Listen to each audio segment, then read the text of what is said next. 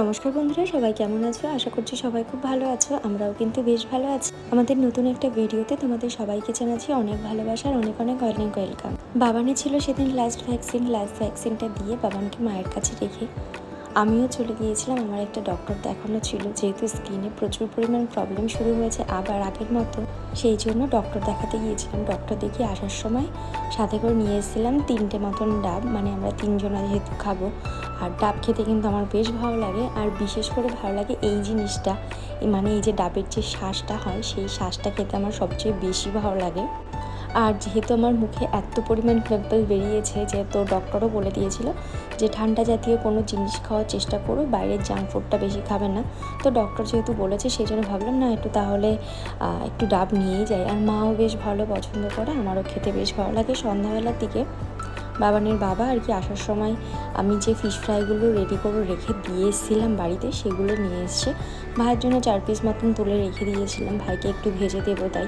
সন্ধ্যাবেলার দিকে বাবান রয়েছে তো মায়ের কাছে, যেহেতু আমি বাপের বাড়িতে আসলে বাবার মায়ের কাছে ছাড়া একদমই চলতে চায় না, তো সেই জন্য এদিকে টুকিটাকি কাজগুলো কিন্তু ম্যাক্সিমাম আমিই করে থাকি।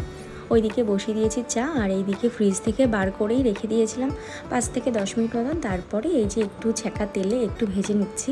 আর ভেটকি মাছের ফিশ ফ্রাই বলো বা পাতুরি বলো, দুটো জিনিসই কিন্তু আমার মানে ভীষণই পছন্দ। আর বাবানও ভীষণ পছন্দ করেছিল, যে ও এত পছন্দ করেছে যে সেদিনকে আমাকে তো এমনও বলছে আমি আজ সব খেয়ে নেব।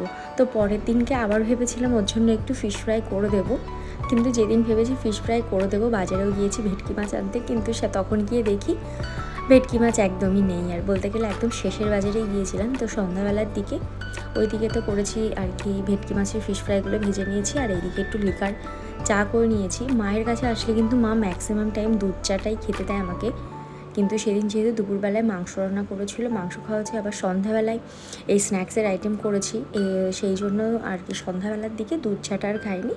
দুধ চাটাকে সেদিন একটু স্কিপ করে গিয়েছিলাম, একটু নিয়ে নিয়েছি লিকার চা। আর এদিকে পেঁয়াজ কুচি নিয়ে নিয়েছি, সস যেহেতু ছিল না ঘরে রান্নাঘরে, সেই জন্য একবারে প্লেটে নিতে পারিনি, ঘরের মধ্যেই রাখা ছিল। খাওয়া দাওয়া করে ভেবেছিলাম যে ওখানেই রাতটা কাটাবো, কিন্তু রাতটুকু ওখানে কাটাতে আর পারলাম না, শেষমেশ আমাকে বাড়িতে চলে আসতেই হলো। বাবান যেহেতু বাড়ি আসার জন্য এতটা বায়না করছিল, যেহেতু অনেক দিন পরে ওর বাবাকে পেয়েছে, তো সেই জন্য বাবাকে ছাড়া থাকতে একদমই নারাজ উনি। তো এইদিকে এটা হলো তার পরের দিনের ভিডিও। সন্ধ্যাবেলার দিকে বাবানের বাবা একটু মোগলাই নিয়ে এসেছিলো, তো ওখান থেকে একটু নিয়ে নিয়েছি, যেহেতু বাইরের জাঙ্ক ফুড খেতে একদমই বারণ করে দিয়েছে, কিন্তু চোখের সামনে দেখলে না তখন কেন জানি না লোভটা সামলাতেই পারে না। তো আমি আর আমার দেওর ওইদিকে বসে গিয়েছি খেতে, আর বাবান যেহেতু এগুলো খেতে একদমই পছন্দ করে না, তো সেই জন্য বাবানকে আর দিইনি। আর একটা কথা বলি, আমার এই নতুন চ্যানেলটাতে তোমরা অনেকেই বলো ফেস কেন দেখাও না, ফেস কেন দেখাও না, তো একটা কারণ আছে, কারণটা তোমাদেরকে আমি অন্য এক সময় বলে দেবো অবশ্যই।